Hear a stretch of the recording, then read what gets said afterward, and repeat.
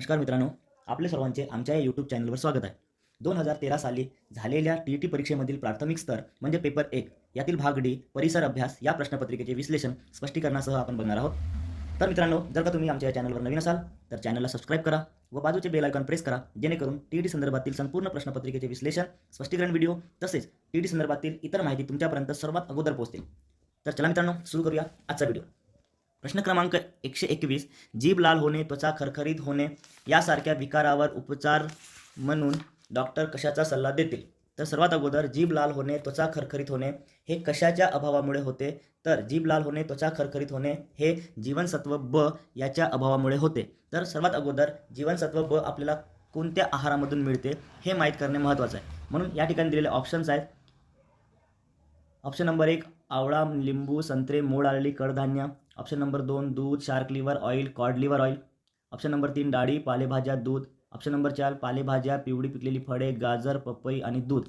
तर या चारही ऑप्शनपैकी ब जीवनसत्व आपल्याला ऑप्शन नंबर 3 डाळी, पालेभाज्या व दूध याच्यामधून आपल्याला मिळतील. चला तर पुढचा प्रश्न बघूया. प्रश्न क्रमांक 122, खालील पर्यायातील प्राण्यांच्या सर्वसाधारण आयुर्मानाप्रमाणे उतरता क्रम लावल्यास सुरुवातीपासून दुसरा प्राणी कोणता? ऑप्शन नंबर 1 आहे शहामृग, ऑप्शन नंबर 2 आहे घरमाशी, ऑप्शन नंबर 3 आहे कुत्रा आणि ऑप्शन नंबर 4 आहे हत्ती. तर या प्रत्येकांचा वयोमानाचा जर विचार केला तर शहामृग जो आहे याचा जो जीवनकाळ आहे हा आहे 50 वर्ष. ऑप्शन नंबर 2 घरमाशीचा विचार जर केला तर याचा जीवनकाळ आहे 1 ते 4 महिने. ऑप्शन नंबर 3चा जर विचार केला कुत्रा तर याचा जीवनकाळ आहे 16 ते 18 वर्ष. ऑप्शन नंबर 4चा विचार जर केला हत्ती तर हत्तीचा जीवनकाळ आहे 70 ते 90 वर्ष. तर आता उतरता क्रम जर लावला तर सर्वात अगोदर येईल हत्ती, त्याच्यानंतर येईल शहामृग, नंतर येईल कुत्रा, नंतर येईल घरमाशी. म्हणून शहामृग हा या प्रश्नाचा योग्य उत्तर असेल. त्यानंतर प्रश्न क्रमांक 123 आहे, सोनकिडे कशासाठी उपयोगी पडतात? तर याचे ऑप्शन आहेत. ऑप्शन नंबर 1 रेशीम संवर्धन, ऑप्शन नंबर 2 कीटक संवर्धन, ऑप्शन नंबर 3 आहे मधमाशांच्या पोळ्याचे संवर्धन, ऑप्शन नंबर 4 आहे कीटक नियंत्रण. तर याचा योग्य उत्तर असेल ऑप्शन क्रमांक 4 कीटक नियंत्रण. सोनकिडे कीटक नियंत्रणासाठी उपयोगी असते. प्रश्न क्रमांक 124, मानवाचे किती दात पडून पुण्याने नवे दात येतात? ऑप्शन नंबर 1 आहे 14, ऑप्शन नंबर 2 आहे 20, ऑप्शन नंबर 3 आहे 28, ऑप्शन नंबर 4 आहे 32. तर सर्वात अगोदर ज्या वेळेस माणूस लहान असतो, बालवयात असते, त्यावेळेस त्यांना सर्वप्रथम 20 दात येत असतात आणि 3 वर्षानंतर ते 20 दात असतात आणि वयाच्या 6 वर्षापासून त्यांचे एक एक दात पडायला लागतात आणि त्यांच्या जागेवर ते परमनंट 32 दात येतात. म्हणून किती दात पडून? तर 20 दात पडून नवे दात येतील. म्हणून ऑप्शन नंबर 2 हा त्याचा योग्य उत्तर असेल. क्रमांक 125, पितळाची भांडी कोणत्या धातूच्या मिश्रणापासून तयार होते? ऑप्शन नंबर 1 आहे तांबे व जस्त, तांबे व लोखंड, निकेल व जस्त आणि लोखंड व निकेल. तर या 4 ऑप्शनपैकी जस्त व तांबे हा त्या प्रश्नाचा योग्य उत्तर असेल. म्हणजे पितळेची भांडी तांबे आणि जस्त यांच्या मिश्रणापासून तयार केले जाते. प्रश्न क्रमांक 126, खालील पर्यायापैकी योग्य विधाने कोणते? पर्याय क्रमांक 1 आहे सर्वच जीवाणू उपद्रवी असतात, सर्वच जीवाणू उपायकारक असतात, काही जीवाणू उपद्रवी किंवा उपायकारक असतात. प्रश्न ऑप्शन क्रमांक 4 जीवाणू व विषाणू समान आकाराचे असतात. तर कोणता विधान योग्य असेल? तर सर्वच जीवाणू उपद्रवी असतात हा चुकीचा आहे, कारण सर्वच जीवाणू हे उपद्रवी नसतात. त्यानंतर आहे सर्वच जीवाणू उपायकारक असतात, म्हणजे सर्वच जीवाणू हे उपायकारक नसतात हा ठीक आहे. त्यानंतर आहे काही जीवाणू उपद्रवी व काही जीवाणू उपायकारक असतात. तर याचा जो योग्य उत्तर आहे तो पर्याय क्रमांक 3 आहे, कारण की काही जीवाणू हे आपल्यासाठी उपायकारक असतात तर काही जीवाणू हे आपल्यासाठी अपायकारक असतात किंवा उपद्रवी असतात. म्हणून ऑप्शन क्रमांक 3 हा त्याचा योग्य उत्तर असेल. प्रश्न क्रमांक 127, स्टेनलेस स्टील कोणत्या धातू पदार्थामुळे चकाकी येते? स्टेनलेस स्टीलला कोणत्या पदार्थामुळे चकाकी येते? ऑप्शन क्रमांक 1 आहे निकेल, ऑप्शन क्रमांक 2 कतील, ऑप्शन क्रमांक 3 जस्त, ऑप्शन क्रमांक 4 ग्राफाईट. तर सर्वात अगोदर स्टेनलेस स्टील हा लोखंड, कार्बन, क्रोमियम आणि निकेल यांचे संमिश्र आहे. तरी यापैकी जो निकेल आहे हा निकेल त्या स्टेनलेस स्टीलला एक प्रकारे चकाकी देण्याचं काम करतो. म्हणून ऑप्शन नंबर 1 हा त्याचा योग्य उत्तर असेल. प्रश्न क्रमांक 128, अणूमधील इलेक्ट्रॉनचे वस्तुमान प्रोटॉन व न्यूट्रॉनच्या वस्तुमानाच्या तुलनेत कसे असते? तर ऑप्शन नंबर 1 आहे निमपट असते, ऑप्शन नंबर 2 फारच कमी असते, ऑप्शन नंबर 3 समान असते आणि ऑप्शन नंबर 4 जास्त असते. तर सर्वात अगोदर क्वेश्चन समजून घ्या. अणूमधील इलेक्ट्रॉनचे वस्तुमान प्रोटॉन्स व न्यूट्रॉनच्या वस्तुमानाच्या तुलनेत कसे असते?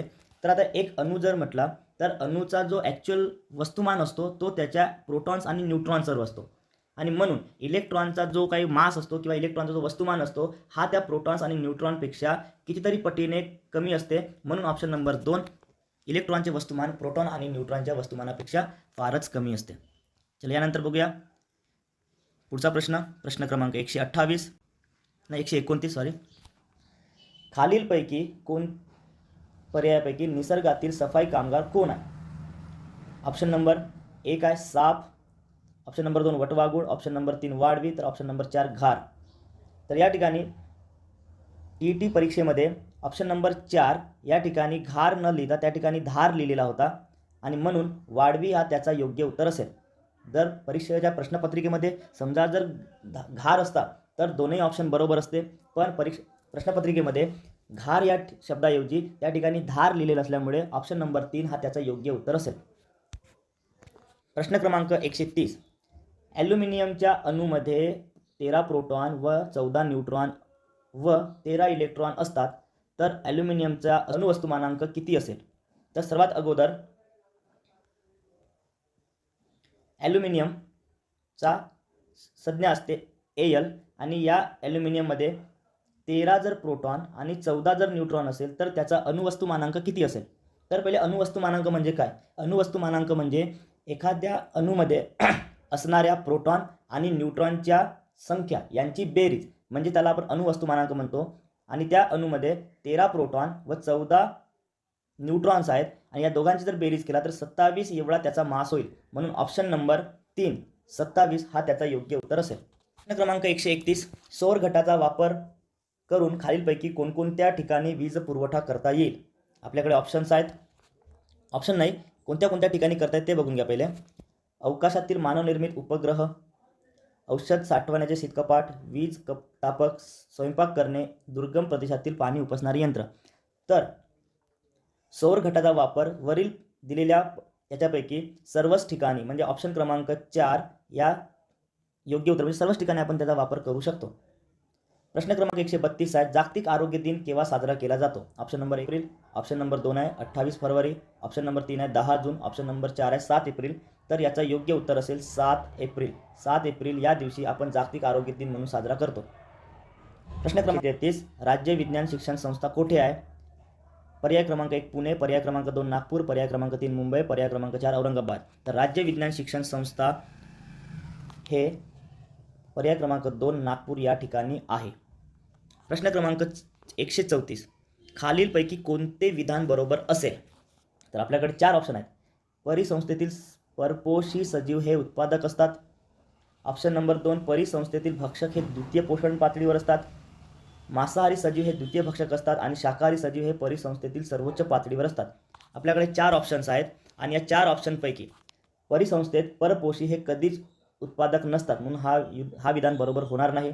परिसंस्थेतील भक्षक हे द्वितीय पोषण पातळीवर असतात नाही, तर परिसंस्थेतील भक्षक हे द्वितीय तसेच तृतीय पोषण पातळीवर असतात म्हणून हा सुद्धा योग्य उत्तर नाही. शाकाहारी सजीव हे परिसंस्थेत सर्वोच्च पातळीवर असतात हा सुद्धा चुकीचा आहे, कारण की शाकाहारी हे परिसंस्थेतील हे खालच्या पातळीवर असतात म्हणजे उत्पादक या पातळीवर असतात. म्हणून ऑप्शन क्रमांक 3 हा त्याचा योग्य उत्तर असेल. प्रश्न क्रमांक 135. समकेंद्री पद्धतीने विज्ञान पाठ्यक्रमात खालील पर्यायापैकी प्रथम कोणता घटक येईल? ऑप्शन नंबर 1 स्नायू पदार्थाचा अभ्यास, पदार्थाचा विशिष्ट गुणधर्म, पदार्थाचे गुणधर्म व पदार्थांच्या अवस्था, स्थायू, द्रव आणि वायू. तर या 4 ऑप्शनपैकी पर्याय क्रमांक 3 हा त्याचा योग्य उत्तर होईल. म्हणजे पदार्थाचे गुणधर्म हा घटक प्रथम समकेंद्री पद्धतीने विज्ञान पाठ्यक्रमात येतील. त्यानंतर आहे प्रश्न क्रमांक 136. खालील पर्यायापैकी समाजसुधारक आणि त्यांनी स्थापन केलेल्या संस्था यांची अयोग्य जोडी कोणती? तर या ठिकाणी ऑप्शन दिलेला राजा राममोहन राय यांनी स्थापन केलेली संस्था, ब्राह्मो समाज, पंडित ईश्वरचंद्र विद्यासागर यांनी स्थापन केलेली संस्था आर्य समाज, पंडिता रमाबाई यांनी स्थापन केलेली संस्था शारदा सदन, आत्माराम पांडुरंग तरखडकर यांनी स्थापन केलेली प्रार्थना समाज. तर यापैकी सर्वांची जोडी योग्य आहे, फक्त एकच अयोग्य जोडी आहे, ती म्हणजे पंडित ईश्वरचंद्र विद्यासागर. तर याने तयार केलेली संस्था आर्य समाज हे नाही, आर्य समाज ही संस्था तयार करणारे संस्थापक आहेत दयानंद सरस्वती, म्हणून ऑप्शन नंबर 2 हे या प्रश्नाची अयोग्य जोडी असेल. चला तर पुढचा प्रश्न. प्रतियोगी सहकारिता हे तत्व जाहीर करणारे खालील पर्यायापैकी कोण? पर्याय क्रमांक 1 आहे महात्मा गांधी, पर्याय क्रमांक 2 पंडित जवाहरलाल नेहरू, पर्याय क्रमांक 3 लोकमान्य टिळक, पर्याय क्रमांक 4 दादाभाई नौरोजी. तर या प्रश्नाचा योग्य ऑप्शन असेल पर्याय क्रमांक 3 लोकमान्य टिळक यांनी प्रतियोगी सहकारिता हे तत्व जाहीर केले. प्रश्न क्रमांक 138. मुरुंब देवचा किल्ला आणि खेडणा किल्ला यांची छत्रपती शिवरायाने अनुक्रमे कोणती नावे नव्याने दिली? तर क्रमांक राजगड व विशाळगड, राजगड, रायगड, प्रतापगड आणि रायगड. तर या पर्यायापैकी योग्य पर्याय आहे पर्याय क्रमांक 1 राजगड आणि विशाळगड. 139. पुढचा प्रश्न. खालील पर्यायातील शिवरायाच्या अष्टप्रधान मंडळातील मंत्रिपद आणि त्यांची कामे यांची योग्य जोडी कोणती? प्रश्न क्रमांक 1 पर्याय क्रमांक 1 पंडितराव यांचा काम आहे पत्रव्यवहार सांभाळणे, पर्याय क्रमांक 2 आहे सचिव यांचे काम आहे आज्ञापत्र तयार करणे, पर्याय क्रमांक 3 आहे अमात्य परराज्याशी संबंध ठेवणे, पर्याय क्रमांक 4 आहे सुमंत खर्च पाहणे. हे काही मंत्रिमंडळातील मंत्रिपद आहेत आणि त्यांची काही कामे दिली आहेत. तर आपल्याला या ठिकाणी यांचा योग्य जोडी ओळखायची आहे. मग योग्य जोडी कोणती असेल? ठीक आहे. पंडितचा जो काम आहे पंडितरावांचं काम आहे धर्माची कामे पाहणे, म्हणून हा पर्याय योग्य होणार नाही. अमात्याचं काम आहे राज्याचा जमा खर्च पाहणे, सुमंतचा काम असतो परराज्याशी संबंध ठेवणे आणि सचिवाचा योग्य काम आहे आज्ञापत्रे पाहणे किंवा आज्ञापत्रे तयार करणे. हा त्याचा योग्य काम असल्यामुळे पर्याय क्रमांक 2 हा त्याचा योग्य उत्तर असेल.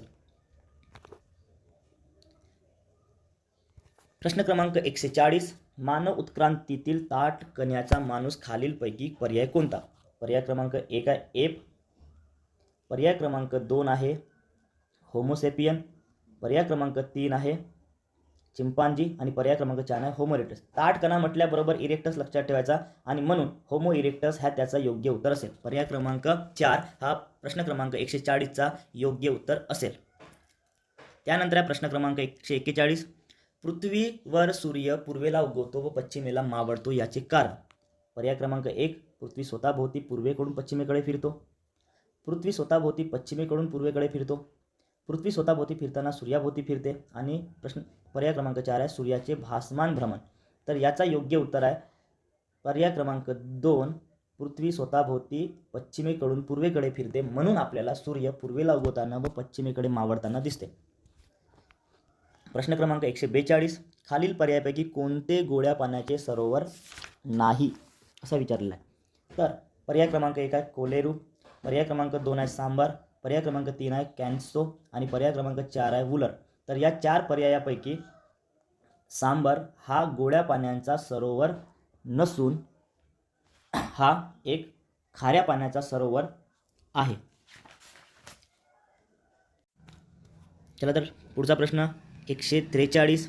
खालील पदातील समान संबंध ओळखून प्रश्न सोडवा. रायगड, अलिबाग, मग क्वेश्चन आणि बांद्रे पूर्व. तर संबंध आपल्याला ओळखायचा आहे. पर्याय क्रमांक 1 आहे ठाणे, दुसरा आहे मुंबई शहर आणि तिसरा आहे मुंबई उपनगर आणि चौथा आहे ठाणे उपनगर. तर रायगड या जिल्ह्याचे मुख्यालय आहे अलिबाग, म्हणून बांद्रे हे कोणाचे मुख्यालय असतील? तर ते आहे पर्याय क्रमांक 3 मुंबई उपनगर या जिल्ह्याचे बांद्रे पूर्व हे मुख्यालय असेल, म्हणून पर्याय क्रमांक 3 हा योग्य उत्तर असेल. प्रश्न क्रमांक 144. खालीलपैकी अयोग्य विधान कोणते? आपल्याला अयोग्य विधान ओळखायचं आहे. पर्याय क्रमांक 1 आहे हिम व बर्फ यात फरक असतो, पर्याय क्रमांक 2 हिम व बर्फ यांचे गुणधर्म समान असतात, पर्याय क्रमांक 3 हिम अपारदर्शक तर बर्फ पारदर्शक असतो, पर्याय क्रमांक 4 अतिउंच ठिकाणी हिमवृष्टी होते. तर या 4 पर्यायापैकी पर्याय क्रमांक जो 2 आहे हिम व बर्फ यांचे गुणधर्म समान असतात, तर हा त्याचा अयोग्य विधान असेल. कारण हिम व बर्फ यात फरक असतो, थोडाफार तर फरक असतोच. ठीक आहे. हिम अपारदर्शक तर बर्फ पारदर्शक असतो. अति उंच ठिकाणी हिमवृष्टी होते. तर हे सर्व पर्याय बरोबर आहेत. फक्त पर्याय क्रमांक 2 हा त्याचा अयोग्य विधान असेल.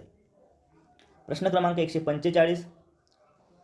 आसाम या घटक राज्याची सीमा एकूण किती राज्यांना संलग्न आहे? ऑप्शन आहे 1 7, ऑप्शन नंबर 2 8, ऑप्शन नंबर 3 9 आणि ऑप्शन नंबर आहे 6. ठीक आहे. तर आपल्याला आसाम या घटक राज्याची एकूण सीमा किती राज्यांना संलग्न आहे हे जर माहीत करायचं तर आसाम हा जो घटक राज्य आहे तो अरुणाचल प्रदेश, नागालँड, मणिपूर, मिझोरम, त्रिपुरा, मेघालय, सिक्कीम या 7 राज्यांना जोडून आहे. म्हणून ऑप्शन क्रमांक 1 म्हणजे तो आसाम घटक राज्याची सीमा एकूण 7 घटक राज्यांना जोडलेली आहे. म्हणून ऑप्शन क्रमांक 1 हा त्याचा योग्य उत्तर असेल. प्रश्न क्रमांक 146. राष्ट्रपती हे रिकामी जागा असतात. तर या ठिकाणी प्रश्न चुकीचा आहे. या ठिकाणी असतातच्या ठिकाणी नसतात पाहिजे. काय? नसतात. तर राष्ट्रपती हे रिकामी जागा नसतात. ऑप्शन नंबर 1 आहे केंद्र शासनाचे कार्यकारी प्रमुख, देशाचे प्रथम नागरिक, देशाचे वास्तव प्रमुख आणि देशाचे घटनात्मक प्रमुख. तर राष्ट्रपती या 4 पर्यायापैकी काय नसतात? तर देशाचे वास्तव प्रमुख हे राष्ट्रपती नसतात. बाकी केंद्र शासनाचे कार्यकारी प्रमुख राष्ट्रपती असते, देशाचे प्रथम नागरिकसुद्धा राष्ट्रपती असतात, देशाचे घटनात्मक प्रमुखसुद्धा राष्ट्रपती असतात. फक्त देशाचे वास्तव प्रमुख हे राष्ट्रपती नसून तर हे पंतप्रधान असतात. म्हणून ऑप्शन क्रमांक 3 हा या प्रश्नाचा योग्य उत्तर असेल. प्रश्न क्रमांक 147. राज्यघटनेनुसार शिक्षण हा विषय कोणत्या सूचीत समाविष्ट आहे? आपल्याकडे पर्याय दिलेले आहेत. पर्याय क्रमांक 1 केंद्र सूची, पर्याय क्रमांक 2 राज्य सूची, पर्याय क्रमांक 3 समवर्त सूची आणि पर्याय क्रमांक 4 विशेष सूची. तर राज्यघटनेनुसार शिक्षण हा विषय समाविष्ट आहे पर्याय क्रमांक 3 हा समवर्ती सूचीमध्ये. म्हणून पर्याय क्रमांक 3 हा त्याचा योग्य उत्तर असेल. प्रश्न क्रमांक 148. जगात खालीलपैकी पर्यायातील गटात न बसणारा पर्याय कोणता? पर्याय क्रमांक आहेत जागतिक आरोग्य परिषद WHO, जागतिक व्यापार संघटना WTO, अन्नधान्य कृषी व परिषद FAO, संयुक्त राष्ट्राची शैक्षणिक, वैज्ञानिक व सांस्कृतिक परिषद UNESCO. तर असे 4 ऑप्शन दिलेले आहेत आणि या 4 ऑप्शनपैकी पर्याय क्रमांक 2 हा त्याचा योग्य उत्तर असेल. बाकी सर्व गटात बसणारे असतात आणि पर्याय क्रमांक 2 WTO हे गटात न बसणारे आहेत. त्यानंतर आहे प्रश्न क्रमांक 149. खालीलपैकी इतिहास विषयाच्या त्रिमितीय संरचनेबाबत खालीलपैकी कोणते विधान बरोबर आहेत? पर्याय क्रमांक 1 आहे प्राचीन, अर्वाचीन व मध्ययुगीन भाग पाडल्यास त्या स्थळानुसार संरचना म्हणतात. पर्याय क्रमांक 2 राजकीय, सामाजिक, आर्थिक भाग पाडल्यास त्या विषयानुसार संरचना म्हणतात. तर आपल्याकडे हे 2 विधान दिलेले आहेत आणि या 2 विधानापैकी कोणते विधान बरोबर आहे हे आपल्याला ओळखायचं आहे. त्यापैकी आपल्याला दिलेले 4 ऑप्शन्स आहेत. 4 ऑप्शनपैकी पहिला आहे फक्त 1 काय तो पहिला विधान बरोबर आहे. पर्याय क्रमांक 2 फक्त B म्हणजे काय फक्त विधान ब हा योग्य आहे. पर्याय क्रमांक 3 अ आणि ब म्हणजे दोन्ही विधाने बरोबर आहेत. पर्याय क्रमांक 4 कोणतेच नाही म्हणजे दोन्ही विधाने चुकीची आहेत. तर यापैकी पर्याय क्रमांक 2 हा त्याचा योग्य उत्तर असेल. म्हणजे राजकीय, सामाजिक, आर्थिक भाग पाडल्यास त्या विषयानुसार संरचना म्हणतात. की परिसरीय घटकांबद्दल कोणते विधान बरोबर असेल? तर प्रश्न क्रमांक 150 शेवटचा प्रश्न आहे. खालीलपैकी परिसरीय घटकाबद्दल कोणते विधान बरोबर आहे?